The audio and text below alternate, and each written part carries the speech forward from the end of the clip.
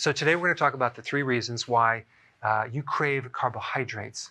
Now, I've done a lot of videos on this, but I've really only talked about this one thing right here. Insulin resistance, consuming a high carb diet, raises insulin, keeps your blood sugars low, and you keep wanting carbohydrates over and over and over.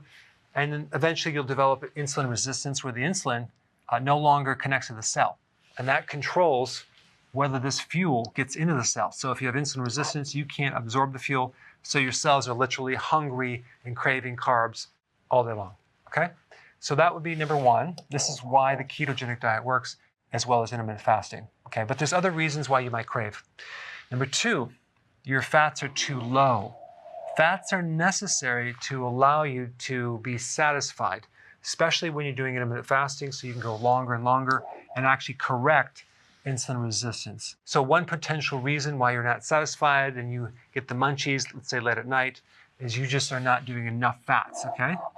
But this next point is something that is really, really, really important, and I want to emphasize it because everyone's focused on the macros with the keto, right? You're focusing on keeping the carbs low, moderate protein, high fat. But what about the micronutrients? These micronutrients in these macros are very, very important, especially to get rid of cravings and also just hunger in general and feeling satisfied. So what I did right here in this little diagram is I basically wrote down the different nutrient categories, and we're just gonna go into some of the nutrients and just kind of look at what foods will fulfill that, because at the end of the day, if you consume all the nutrients that your body requires, you're gonna be very satisfied and very healthy. So let's start with the trace minerals. Now, this is a short list, but we have zinc, iron, iodine, and selenium. Most of these trace minerals can be gotten from seafood. You can also get them from liver, seaweed, grass-fed beef, salmon, other types of foods as well, but pretty much this would give you the trace minerals. All right, let's go to the water-soluble vitamins. Vitamin C, okay, you're gonna get those mainly from vegetables, citrus like lemons and limes, berries, sauerkraut.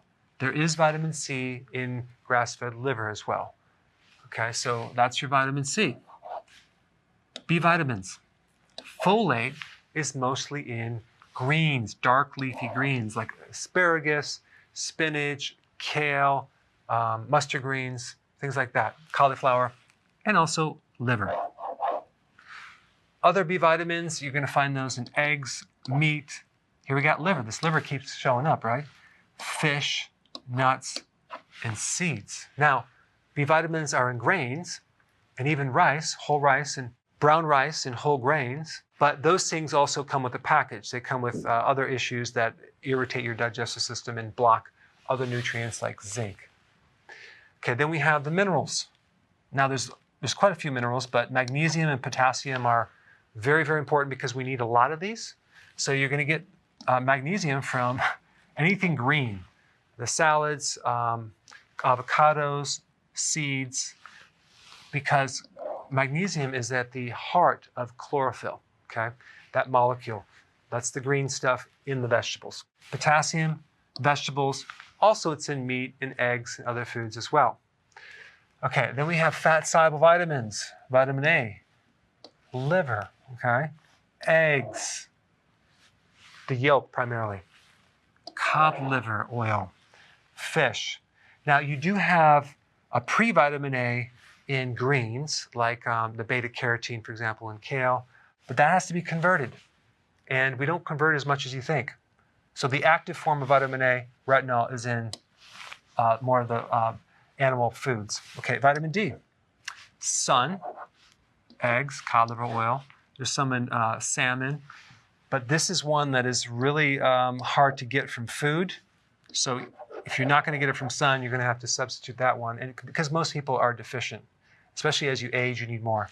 Now, vitamin E, it's in the greens, it's in the seeds, especially sunflower seeds, it's in seafood, okay? K1, that's in the greens. K2, grass-fed dairy, duck fat. Now, we have essential fatty acids, okay, like DHA or EPA. Now, you can consume walnuts and flax seeds, but that would be ALA that has to be converted into the active form. But we have a problem because a lot of people don't convert that very well. So the best source of EPA are fish, fatty fish, sardines, and you can do algae as well. Okay, then we have amino acids. Okay, this is a nutrient. Out of all the amino acids, as far as the amount of amino acids that you get from food, eggs are at the top of the list. Actually, breast milk is a little higher, but that's very hard to get. So we're going to actually stick with eggs. And then it goes down the list from there. Animal meats would come next, and then the whey protein, the soy protein powder, and then the vegetables are lower on the list. But as far as the amount of amino acids that you're actually getting from the food, eggs are at the top of the list. So why is this important? Because if you're consuming the ketogenic diet, let's say with a lot of butter and let's say peanut butter, very low in nutrients, but very keto friendly, you may still feel like you're hungry, you're not satisfied because you're not getting the nutrients. Now, when you look at these foods, the one that you keep seeing over and over and over, those are nutrient-dense foods. Liver, seafood, salmon, eggs, okay? And greens, avocado, vegetables. These are the foods that will satisfy your nutrient deficiencies. So as you fix this, okay, and you have your fats, healthy fats, and you make sure that you have your micronutrients, you should not crave anything. All right, thanks for watching.